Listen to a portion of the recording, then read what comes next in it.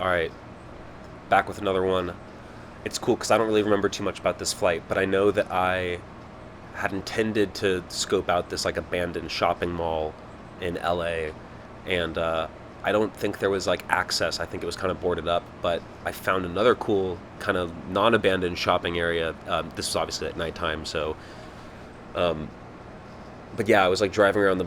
I was just driving around this area for like 10 minutes before I decided, I'm gonna fly here. I kind of was like, I want to go home, but I drove like 25 minutes out here, and I got to justify it. So this place is pretty low key. I mean, you'll see there really aren't many people. I think there's maybe like two or three people that are in this video, but yeah, this is my first flight here. This was my first and only flight at this spot, and it's cool, man. Like I would have loved to done some more packs here.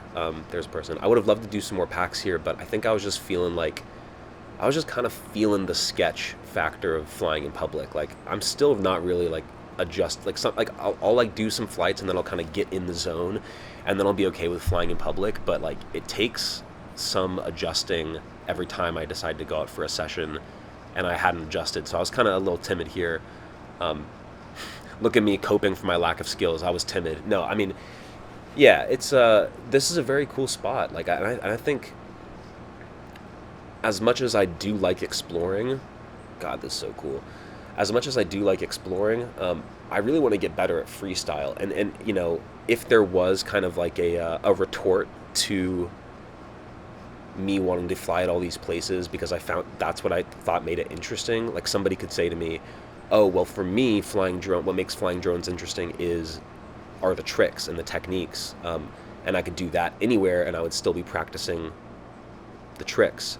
But ideally, for me, it's like I do work on tricks, but I'm a little nervous in these public places. I don't want to just like rip. Um, but yeah, I think the ultimate manifestation of this hobby is you're going to really cool, unique places that look visually interesting, and you're just showcasing your skills, whether that be like really fast freestyle or stability. Like I just think like filming cool locations is sometimes it's more about that you're filming a location than it is that you're doing tricks.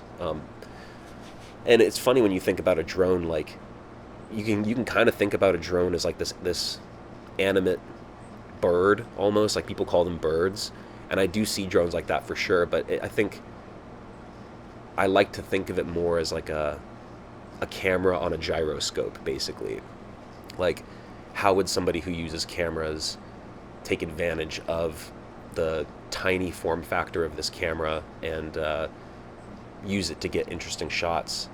And I mean, that's the thing about like FPV that makes it, I think, so inaccessible to the masses, is that it's just like the subject of the video is the flying.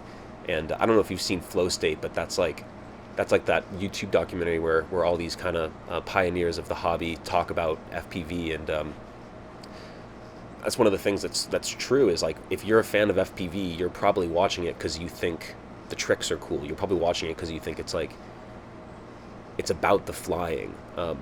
And I wonder if that's almost kind of like a hindrance to the hobby, because I see these whoops as having massive potential for, working with artists, and I don't know, doing some kind of advertising for local businesses where you get really up close and personal, and then you zoom out and you go look at the sign, and um, yeah, I see massive potential with these whoops. Maybe not like from a career point of view. Like I work in the music industry, and I work on like the crew side of things, and I don't know if this would be like more lucrative, but it's a cool, especially like for musical tours. This is going to be like a cool hobby to know how to do as just like a side thing, separate from my responsibilities on a tour. Like if an artist is looking for content while they're on the road, this makes for a really easy way to get really interesting shots.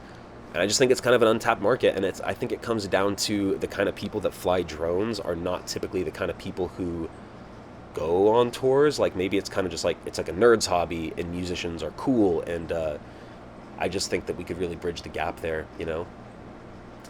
Cool fight. I enjoyed that.